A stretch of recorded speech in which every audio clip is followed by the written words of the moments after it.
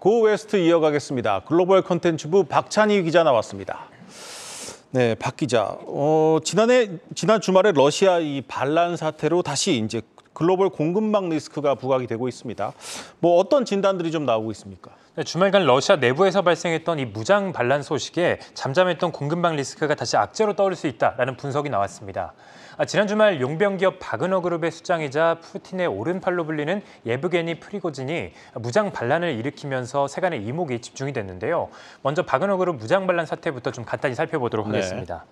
현지 시간 23일 오전 11시 이 프리고진은 러시아 국방부로부터 공격을 받았다라면서 국방부 장관을 응징할 것이다라고 밝혔습니다. 이에 따라 러시아 정부는 프리고진 체포령을 선포했습니다. 이 소식에 바그너 그룹은 다음 날 오전 7시에 러시아 남부 도시 군사령부를 접수하면서 북상하기 시작했는데요. 오후 1시경 모스크바 턱 밑까지 도착했습니다. 이때 양측 수뇌부가 협상을 진행하고 또 협상안을 발표하게 되는데요. 러시아 정부는 프리고진 체포령을 철수하고 또 프리고진은 바그너 그룹 철수를 지시하면서 러시아 무장 반란 사건은 이렇게 일단락이 됩니다. 네. 시장에서는 이번 사건을 계기로 장기화되고 있는 러시아 우크라이나 전쟁이 종결될 수 있다는 주장이 나왔는데요. 하지만 증시 전문가들은 전쟁이 완전히 끝나기 전까지는 오히려 지정학적 리스크가 확대될 것이다라고 내다봤습니다. 네, 그렇군요.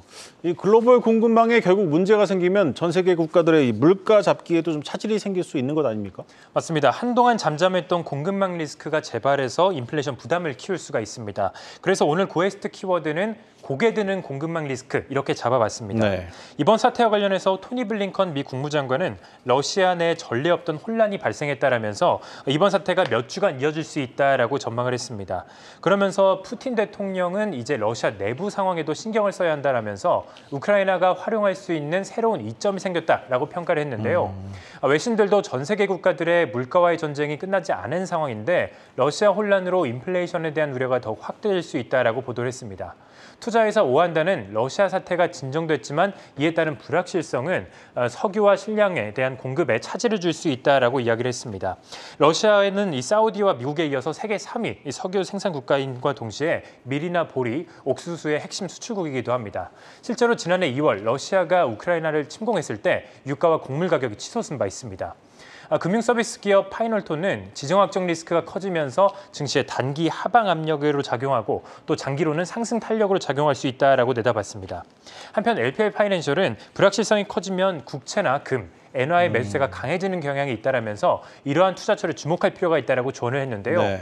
실제로 지난주 하락세를 보였던 국제유가는 현재 개장 전에 강세를 보이고 있고 금 가격도 소폭 반등하고 있습니다. 네, 이런 가운데 이제 월가에서는 현재 미국 증시가 고평가됐다 이렇게 우려하는 목소리가 나오고 있습니다. 지수로 볼 때 좀 많이 오르긴 했네요. 맞습니다. 연초 이후 증시가 가파르게 오르면서 그런 전망이 나온 건데요. 현재 S&P 500 지수 PER은 23.71배로 역사적 평균인 15.6배를 크게 웃돌고 있습니다. 네. 즉 S&P 500 지수가 지금 좀 과열 구간에 있다 이렇게 평가할 수 있는 겁니다. 주가 수익 비율을 뜻하는 PER은 주가를 주당 순이익으로 나눈 수익성 지표로 보통 투자하려는 지수나 종목의 고평가 혹은 저평가 여부를 확인하는 핵심 지표 중 하나로 활용이 됩니다. 골드만삭스는 S&P 500 지수의 이 밸류에이션이 지금처럼 높을 경우 향후 1년간 평균 14% 정도 하락했다라고 평가하기도 했습니다. 네. 웰스파고는 현재 증시 밸류에이션에 대해서 합리적으로 생각하는 수준의 한계점에 도달했다라고 이야기를 하면서 주식 비중을 일부 덜어낼 필요가 있다라고 이야기를 했는데요. 알리안츠 역시 최근 경제 지표들이 경기 둔화 조짐을 보여주고 있다라면서 단기 증시 하락을 전망하기도 했습니다.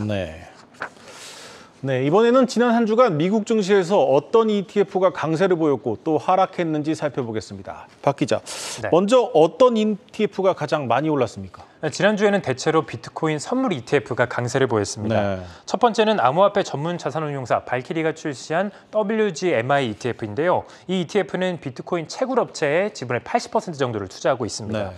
이어서 디파인 코인 중심으로 투자하는 ETF DEFI, 디파이 ETF가 자리했습니다. 디파이 코인이란 이게 우리에게 익숙한 기존 은행이나 금융기관에서 벗어나서 탈중앙화된 금융 서비스를 제공하는 그런 코인을 말합니다. 네. 마지막은 그레이스케일 비트코인 투자 신탁에 투자하는 MAXI ETF가 자리했습니다. 이 세 ETF 모두 20% 안팎으로 올랐는데요. 이 밖에 주간 상승률 7위까지 모두 비트코인 선물 ETF가 자리했습니다. 지난주에 살펴봤던 BITO, BTF 등도 이 상승률 상위에 자리했습니다. 그러니까 진짜 지난주 상승률 1위부터 3위가 모두 이제 비트코인에 투자하는 상품이네요. 네, 맞습니다. 지난주 미국 증시가 연초 이후 가파른 상승 랠리를 보인 것에 대한 차익 실현 물량이 출회가 되면서 네. 8주 동안 이어진 상승 랠리에 마침표를 찍었었는데요.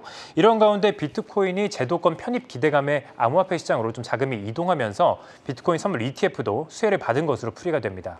지난주 세계 최대 운용사인 블랙록을 비롯해서 인베스코, 위즈덤트리 등 이 월가 운용사들이 잇따라 미국 증권거래위원회에 비트코인 현물 ETF 상장을 신청을 한 것으로 알려지면서 이런 기대감이 더 커진 건데요.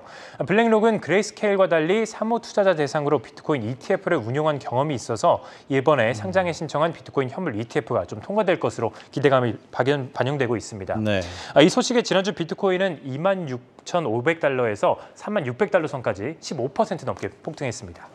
네. 그렇다면 이제 지난주에 약세를 보였던 ETF는 어디에 투자하는 ETF들입니까? 네, 하나씩 살펴보도록 하겠습니다. 1위는 20% 하락한 지역 중소형 은행에 투자하는 DPST ETF가 자리했습니다. 네. 이어서 비트코인 3배 인버스 ETF인 BITI가 자리했고 마지막은 FTSE 차이나 50 지수를 추종하는 일간 수익률 3배로 추종하는 YINN ETF가 자리했습니다. 이 ETF는 16%가량 하락했습니다. 네, 그렇군요. 이 지역 은행주에 투자하는 ETF가 이제 하락률 1위를 기록했는데 뭐 특별한 이유가 있었습니까? 네, 이 DPST ETF는 지난 3월에 발생했던 은행 위기가 조금 완화되면서 반등하는 듯 했었는데요. 최근 상업용 부동산 위기가 다시 수면 위로 떠오르자 중소형 은행 파산 사태가 재발할 수 있다라는 우려가 나오면서 투자 심리가 좀 위축된 것으로 풀이가 됩니다. 이에 따라 지역 은행주 주가가 급락했고 DPST도 따라서 내린 겁니다. 다만 이번 주에는 지역은행들이 좀 반등할 수 있다는 목소리도 나왔는데요. 지난 주말 제닛 옐런 미 재무장관이 월스트리트저널과의 인터뷰에서 상업용 부동산 리스크 관리가 가능하다라면서 미국 중소형은행들의 추가 인수합병 소식이 있을 것이다라고 밝히면서 이런 논란 시장 반응을 좀 안심시킨 겁니다. 네, 잘 들었습니다. 고웨스트 박찬희 기자였습니다.